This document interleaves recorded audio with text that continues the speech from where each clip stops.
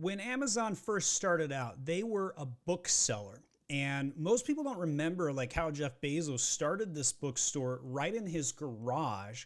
It quickly got out of hand, or got well done, if you were. But one of the questions I received today is, why did Amazon put Bravo 0 as the starting alphanumeric in front of every single product in its catalog? The ASIN was born. Well, back in the day, when Amazon was selling books, they realized that ISBNs were extremely problematic.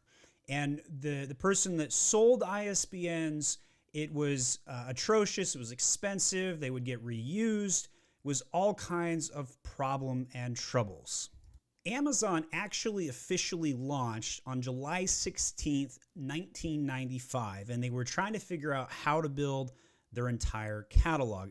ISBN did a 10-character long, and it stands for International Standard Book Number. So they initially, when they were selling books, they used ISBNs, and everybody had to have a legitimate one. Initially, they would have a software check to see if you had a legitimate ISBN, and there was this giant catalog, and Amazon did something that nobody else had ever done before. They made a marketplace where everybody sold on the same page if you had the same item.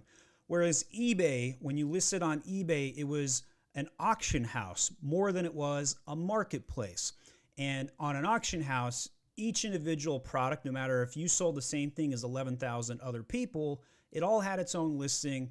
You'd go to the listing, make the purchase, and it was a one-to-one transaction. So when Amazon started doing this with books, it kind of got out of hand, and quite frankly, other non-books don't have ISBNs. So as the company grew and it had some scaling questions, they had to figure something out. ISBNs were broken.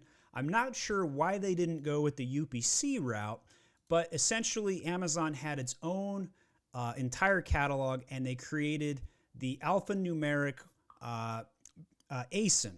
And basically what that did was they decided that they couldn't do both lower and uppercase, so they went with all caps, and it starts with Bravo 0. So they selected that in particular because they didn't want to have both capitalized letters and lowercase, because then there would be confusion in the catalog when two units would share the string, but one would be uppercase, one would be lower. Maybe there was one letter that was uppercase, one that was lower. So it created a lot of problems. So they went with what's called a base 36 number. So that's the letters of the alphabet plus 10 numeric digits. And that ended up working just fine. And they've been using that pretty much ever since. You can still find some really old listings that still have the ISBN number instead of the ASIN. In addition to that, if you're in the book category, they also still use the ISBNs. But it's very rare to not see a Bravo 0 ASIN these days. The other thing I would put of note is it's different from an FNSKU, which starts with that X0, right? And an ASIN is to identify it to the consumer one page. But an ASIN could technically have multiple FNSKUs associated to it. There could also be multiple SKUs unrelated to FNSKUs, but each individual FNSKU has a unique SKU. Gets a little confusing, right?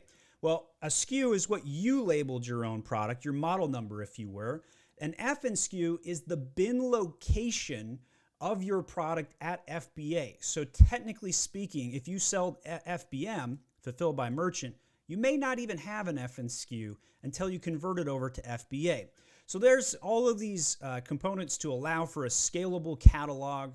There you go. Let me know if you are interested in learning more about history and naming conventions. I'm a big catalog data guy, and I've launched catalogs with thousands of SKUs in them.